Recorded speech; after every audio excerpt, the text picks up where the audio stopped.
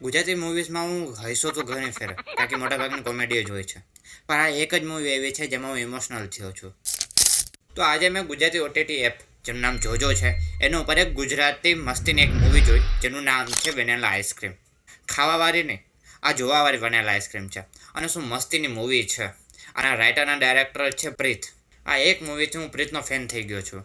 અને આ વાતનું મેઇન કારણ એ જ છે કે આ મૂવીમાં જે મેં વસ્તુ જોઈ છે, જે હું આગળ ગણાવવાનો છું, એ બીજી એક ગુજરાતી મૂવીમાં મેં બહુ ઓછી જોઈ છે. મૂવીનું બેઝિયમ જોરદાર છે. આઈ ડોન્ટ નો કોણે ક્રિએટ કર્યું છે, પણ જેને પણ ક્રિએટ કર્યું છે બહુ મસ્ત છે આનું બીજીએમ.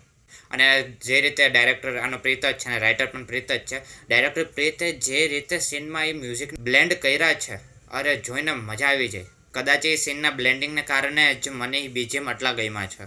બીજીએમ ગમવાનું બીજું કારણ એ પણ છે કે મૂવીમાં ઘણી ફ્રેમ સાયલેન્ટ ફ્રેમ છે, એટલે કે ફ્રેમમાં કંઈક હાલે છે, મૂવીના શોટમાં કંઈક હાલે છે, પણ આગળ પાછળ ક્યાંય ડાયલોગ છે જ નહીં. સીન હાલે છે, જે કેરેક્ટર્સ છે એ કંઈક કરે છે, પણ ડાયલોગ નથી. એને પાછળનું મ્યુઝિક જ સપોર્ટ કરે છે આખા સીનને. અને એમાં જે બીજીએમ યુઝ કર્યું છે અલગ અલગ સીનને, અલગ અલગ સિચ્યુએશનને રિપ્રેઝેન્ટ કરવા માટે, એ જોરદાર કર્યું છે. અને એ જ મને આ પિક્ચરમાં સૌથી વધારે ગમી છે, સ્ટીલ ફ્રેમ્સ. સ્ટીલ ફ્રેમ જે એક ડાયલોગ વગર ઘણું બધું કહી દે છે, આ મૂવીમાં ભરીને રાખ્યા છે. હેપીનેસ માટે સાયલેન્ટ ફ્રેમ અને જે સેડનેસવાળા સીન છે એમાં પણ સાયલેન્ટ ફ્રેમ. આ મૂવીમાં એટલા સાયલેન્ટ ફ્રેમનો યુઝ કર્યા છે જેવા મેં બીજી એક ગુજરાતી મૂવીમાં તો નથી જ જોયા, પણ એક હિન્દી મૂવીમાં પણ મેં બહુ ઓછી મૂવીઝમાં જોયા છે આવા સાયલેન્ટ ફ્રેમનો યુઝ. આ મૂવીની સિનેમેટોગ્રાફી અને કલર ગ્રેડિંગ તો જોરદાર હતી. અરે હા, મેં તો હજી તમને સ્ટોરી જ નથી કીધી. તો સ્ટોરી છે એક મિડલ ક્લાસ હાઉસની, જેમાં 3 જનરેશનના લોકો એક સાથે રહે છે. જેમાં સૌથી મોટા દાદા હોય છે જે પોતાનું બધું પાસ્ટ ભૂલી ગયા હોય છે. સેકન્ડલી હોય છે મિડલ વાળી જનરેશન, જેમાં બાપુજી અને બા છે.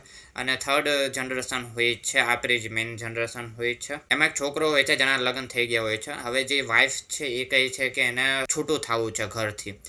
ઘર છે એ લોકોથી જ બને છે. આ વેલ્યુ ઉપર આખી સ્ટોરી બેઝ છે. આ સ્ટોરી સાંભળવામાં અને મેં જે રીતે એક્સપ્લેન કર્યું એમાં સિમ્પલ લાગે છે, પણ આ જે જાદુ છે પ્રીત ડાયરેક્ટરના રાઇટરનો, કે જે રીતે એને આ મૂવી આખી પ્રેઝન્ટ કરી છે એ ક્યાંય પણ મને સિમ્પલ નથી લાગતી. મેં પહેલાં જ કીધું કે આમાં ફેમિલી વેલ્યુઝ છે, એટલે આ મૂવીમાં જરૂરી હતું કે તમે બધા કેરેક્ટર્સને સરખી રીતે વેલ્યુ આપો. કદાચ આ બધા કેરેક્ટર્સના પોઈન્ટ ઓફ વ્યૂને દેખાડીને જ સ્ટોરી અલગ રીતે આખી નરેટ થાય છે. તમે બધા પોઈન્ટ ઓફ વ્યૂ સમજી શકો છો અને કોઈને પણ વિલન નથી કહી શકતા કે આ ખોટો છે કે આ સાચો છે. નહીં, મૂવીમાં ફેમિલીનો એક ડાયલોગ પણ છે કે તફાવત માત્ર વિચારોના જ છે. કારણ કે જો તફાવત વિચારોના ન હોત તો આ બધું ન થાત. અને એ તફાવત કેવો છે કે હદનો છે અને કેવા વરાક લે છે એ ઇમ્પોર્ટન્ટ છે. કારણ કે પ્રીત માટે એ સૌથી સહેલું હોત કે એકને પોઝિટિવ સાઈડ દઈ દે ને એકને નેગેટિવ સાઈડ દઈ દે, પણ એવું ન કરતા બધાના પોઈન્ટ ઓફ વ્યૂના રાખ્યા. એ બહુ મસ્ત કામ કર્યું છે. આખી મૂવીમાં મને વંદના પાઠકના હસબન્ડનો રોલ, મલ્હાર ઠાકરની વાઇફનો રોલ અને દાદાનો રોલ જે પોતાનો પાસ્ટ ભૂલી ગયા છે એની એક્ટિંગ બહુ ગમી. આ મૂવીને પોતાના કુટુંબની સાથે જોવાનું એક અલગ જ મજા છે, કારણ કે આ મૂવીમાં ફેમિલી વેલ્યુ જે રીતે પ્રેઝન્ટ કર્યું છે એ જોરદાર છે. સબસ્ક્રાઇબ કરો સિને ગુજુના. આપણે મળીએ એક નેક્સ્ટ વિડીયોમાં.